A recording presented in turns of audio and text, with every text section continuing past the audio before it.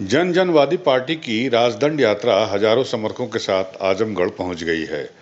जन जनवादी पार्टी की राजदंड यात्रा जो बागी बलिया से 2 अक्टूबर को शुरू हुई थी, वो अपने हजारों समर्थकों के साथ पैदल यात्रा करते हुए और गांव-गांव घूमते हुए आजमगढ़ जिले में पहुंच गई है।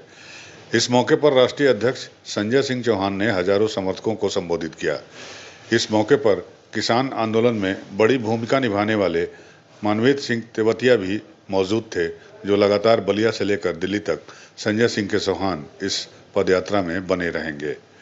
इसके साथ साथ जन जनवादी पार्टी के सैकड़ों कार्यकर्ताओं ने भी नारे लगाते हुए कहा कि संजय चौहान और जन जनवादी पार्टी के सहारे ही देश और प्रदेश के गरीबों में और अमीरों में जो खाई बनी हुई है, उसे पाटा जा सकता है। आजमगढ़ पहुंचने के बाद जन जनवादी पार्टी के राष्ट्रीय अध्यक्ष संजय सिंह चौहान ने कहा कि ये राजदंड पदयात्रा जो बलिया से लेकर दिल्ली तक जाएगी, अपने साथ कुछ सवाल लेकर निकली है जो हम देश के प्रधानमंत्री से पूछना चाहते हैं। जब प्रधानमंत्री देश में वन नेशन और वन इलेक्शन की बात करते हैं, तो वो क्यों नहीं देश और प्रदेश में वन नेशन और वन एजुकेशन की बात करते हैं? क्या गरीबों के लिए एजुकेशन जरूरी नहीं है? इसके अलावा मैं प्रधानमंत्री से यह भी पूछना चाहता हूं कि संसद में राजदंड स्थापित करके क्या देश के बाबा भीमराव के बने हुए संविधान को बीजेपी सरकार खत्म करना चाहती है? इन्हीं सब सवालों के साथ अब ये यात्रा जो बलिया से शुरू हुई थी, आजमगढ़ पहुंच गई है और आगे की तरफ अब अग्रसर है। हजारों समर्थक गांव-गांव, सड़कों पर इस पदयात्रा का समर्थन कर रहे हैं और पार्टी के कार्यकर्ताओं का स्वागत कर रहे हैं। इससे पार्टी के पदाधिकारी और आम जनता के बीच उत्साह का माहौल है और जिस तरह से आजमगढ़ में लोगों ने इस पदयात्रा का स्वागत किया, उससे हमारे हौसले और बुलंद हुए हैं।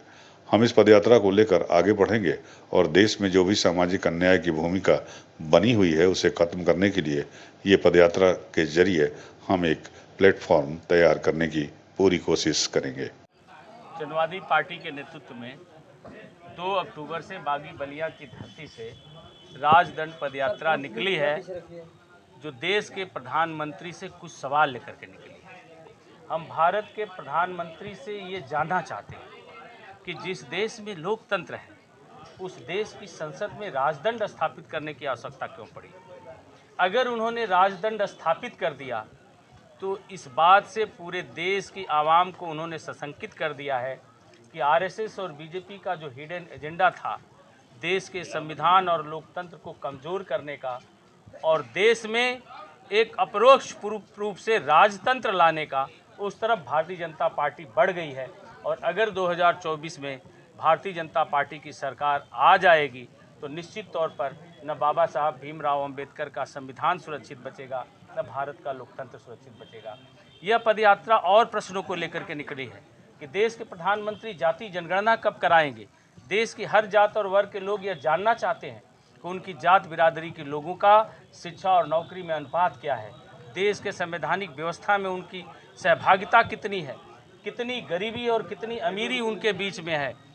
देश की आवाम यह भी जानना चाहती है कि भारत के प्रधानमंत्री वन नेशन और वन इलेक्शंस की बात करते हैं।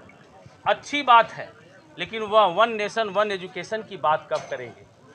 जो शिक्षा राष्ट्र का निर्माण करती है, उस शिक्षा में 2 तरह की शिक्षा दे करके 2 तरह का भारत के प्रधानमंत्री क्यों बनाना चाहते हैं?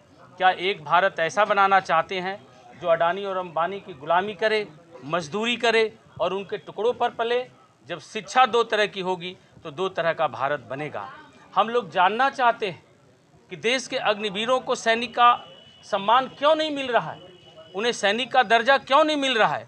अगर उन्हें सैनिक का दर्जा नहीं दिया जा रहा है तो यह माना जाएगा कि हमारे देश के नौजवानों को सिर्फ शहीद होने के लिए अग्निवीर में भर्ती किया जा रहा है और आने वाले समय में अम्बानी और अडानी की संपत्ति की सुरक्षा करने के लिए और किसानों पर लाठी बरसाने के लिए एक नया लठबाज भारत सरकार, देश के प्रधानमंत्री तैयार करना चाहते हैं। यूपी न्यूज़ 9 के लिए आजमगढ़ से ब्यूरो रिपोर्ट।